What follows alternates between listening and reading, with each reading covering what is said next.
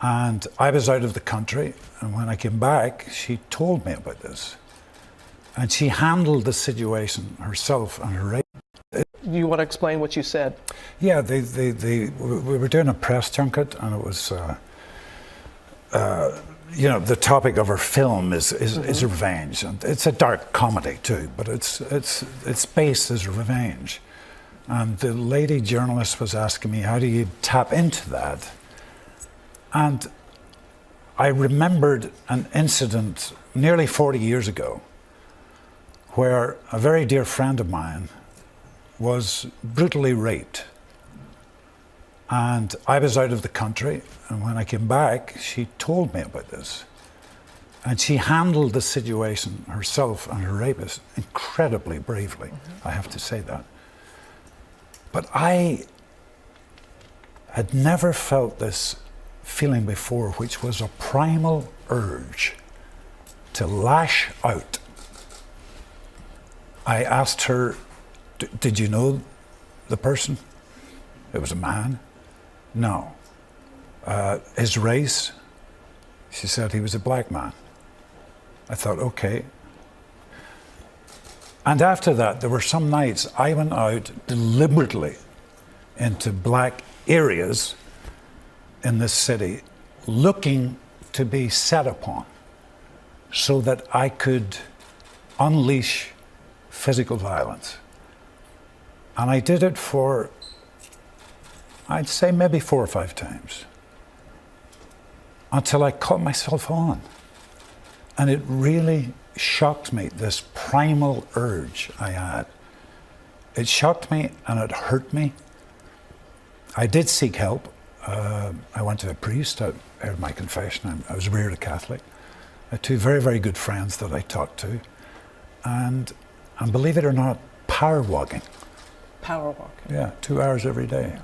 You can to get rid of this. And I'm not racist.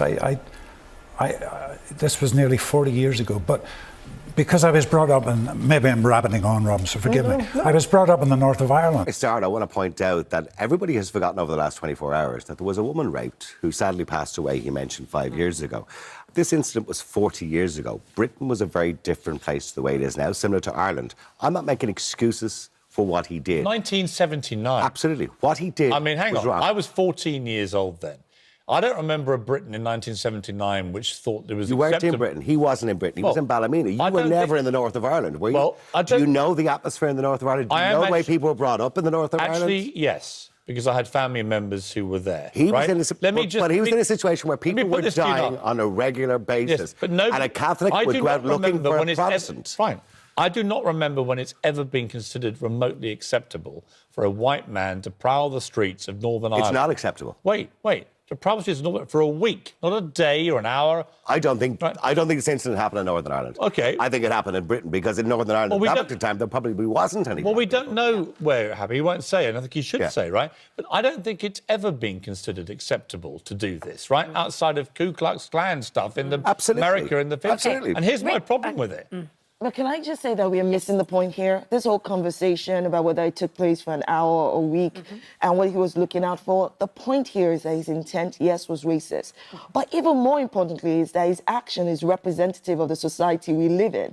That is what we should be talking about. How do we bridge this gap? How do we end this?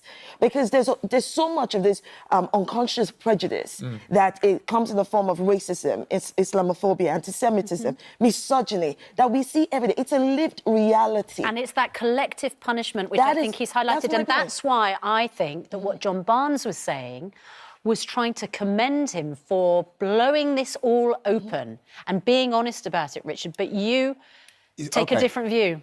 My thing is this. White people that are watching, don't think that if you have prejudiced views that black people do not know. We're not stupid. We know you might have black friends and you have these views. We know you're racist. We're not stupid, right? So John Barnes, he's my friend. I love him. But you don't deserve a medal for the fact that you're being honest about something that we already know, right? I mean, we know. And to say that he's not, would you say he's not racist? I don't believe he's racist. OK, so I do believe what he did and the actions and the thoughts that he did a racist thought. But I don't believe he is a person. So if I have... Sorry, if I, can no, I can I just... just... Yeah, sorry, let me Richard, just yeah. So if I have thoughts on raping a woman, does that make me not a rapist? No, but hold on for a second. If you have thoughts for rape a woman, they're very dark thoughts. If you don't, There's if no- you, but what's hang the on. difference If between you, but dark if you thoughts of never, killing if you a never person- act on them, you need to get professional help. Hang on a moment, Whoa, hang on, because, no, but hang know on what I a mean? moment, You need to get because professional I help. thought Liam Oh, but you Neeson... don't need professional help for And he looking did. at... If you Guys, listen to that interview, I think he you're missing the point. sought But professional Liam, sorry, help. so Shola, can I just make the point about... I thought Liam Neeson yesterday would come out and say, you know what? I said that in the interview for dramatic effect. Of course, I wouldn't have gone out and done it. And when Robin Roberts said to him on Good Morning America, would you actually have carried this out? He yes. doubled He said he would. down. But can I He also- You know said what that is? yes. Do you know, I don't actually have a problem with the fact, with his candor and the fact that he was being honest. Because quite frankly, we need more transparency around these things. This happens on a daily basis. Yes, Liam Neeson has come out and said it, but there are hundreds or probably thousands of people that go out every single day hunting down Muslims, hunting down black people, hunting down to hurt women simply because of our gender. We should be talking about how to deal with this. This conversation and debate of whether or not he's racist or not racist, please, let's just move on. No, This so that- no, but society we here's- live in. You're asking a question you don't want an answer to. I do want an answer. Okay, well, let me answer it. Right, the first thing you're saying is that we should move on. Moving on is not addressing the situation. Right, every time something happens to a black person, it's always, let's move on. It's like, no, let's stay But here. you know, I'm You not do it one of again. the voices You do it- that- no, but you no, do no, it I'm again. not one of those You do it- voices. No, you're doing Let it him again. speak. Okay. I'm not being rude to you. Okay, Okay. go on. So the bottom line is that one thing that no one has addressed is that he said he felt ashamed for the revengeful act that he was going to carry out. Yes. Wait, let me finish. Did he say he was ashamed that he referred to black people as black bees? No, he didn't. Thank you. So let me hear your argument on that. I don't need an argument to that. No, but that's the point. You're saying let's move on No, from it. Richard. No, but you're saying let's move when on I from say it, but move that's- on, the last 24 hours has been spent with the whole world debating whether or not he's racist. But is that my a good point thing? Is that a good no, thing? No, my point is, yes, it's a good thing. I think it is a yes, good it's a good thing. But my point is, that is not the solution to the fact that there's probably somebody else on the street about to hurt another but black it person is. or a Muslim. How do we is it not? deal with this issue? I I tell you how. I tell you how. That's what I want to I tell talk you about. how. But we had, okay, I would say this to that. I would say that I think we have come a long way in combating racism in this country. Not really, no. I think we have. I think we have. I You don't think we so? haven't. You don't think that this is I mean, a more Richard and I will tolerant, probably agree on the fact you that don't think racism- Britain's a more tolerant, inclusive country now? Heck no. Honestly, what there's you- can I say something No, here? There's a it's not. privilege here. Well, hang There on. is a privilege here. Shola, okay? can Shola I mean, finish is the there- point? Shola- No, let the Shola point finish. is, a lot of the racism we see is probably passed on as casual racism. It's there on the board, in the boardroom. It's there on the high street. It's there in the bus. It exists. Even the comments that we allow the media to continue to perpetuate, it's actually there. So my point is this: how can we address this issue so that we can truly be a more tolerant society? I think this whole experience with Liam Neeson is a teachable moment. What's the for us teachable to- moment, though? Because We're having this conversation. Because we're having What am I learning I didn't know last week? Pay attention, Piers. That you shouldn't prowl the streets and give a random black people to kill. One, What's the it's teachable bringing about the moment? Shola's trying to transparency. tell you. Please don't interrupt me. One, it's bringing about transparency. Two, it's ensuring that we can now start to call out a lot of this bigotry. Call it out for what it is. It exists in our political parties. It exists in the boardroom. It exists everywhere.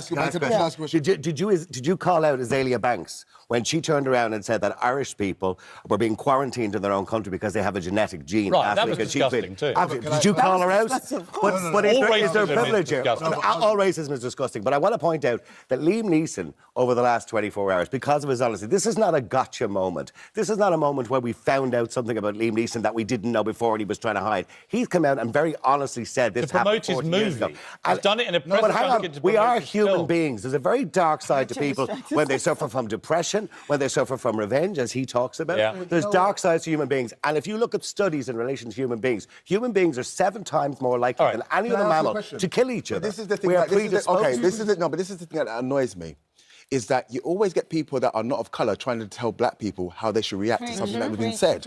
You're trying to tell us how we should feel about what... No. But black people are telling the world how we should react to Liam Neeson. No. But here's the thing, because we're the ones that were called that. Yeah. You just said, right, I was fair to you.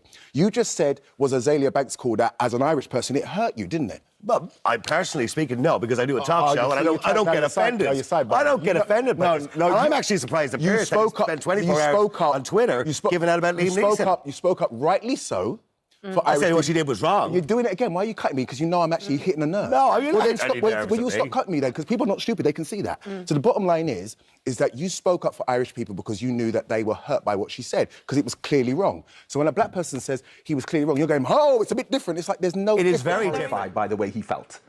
Yes? He's not ashamed and horrified and wanted to commit the act of revenge. That is what he said. I'm ashamed and horrified of the way I felt. Now, depending on how you want to spin this story, now it's about he was going to kill a black person. We want to ventilate That is not what I say we want to not what I got ventilate it from and that. think What? about it. We don't want to spin it. I beg your pardon? I say we don't want to spin it. We want to think about it and ventilate it. It's an important subject. No, it's been spun. It's been spun because if you want to think about what he's actually saying, the context, which is why he then said to the lady, in his voice, I've got a particular set of skills if you don't report this in the way that it is meant. Now we're talking about, and he threatened to kill the woman. What he's actually saying is that he's horrified and ashamed. He went on to say that. That is exactly what he went on to say, which meant that he was ashamed of the way he felt, but you cannot blame him for thinking that, because I said earlier, with the whole Raheem Sterling talking about the influence the media has, you cannot blame people for thinking Muslims, because of Muslim grooming gangs, Jamaican yardie gangs, then look at Muslims and Jamaicans in a negative light. And he's admitting that that is the way he viewed it.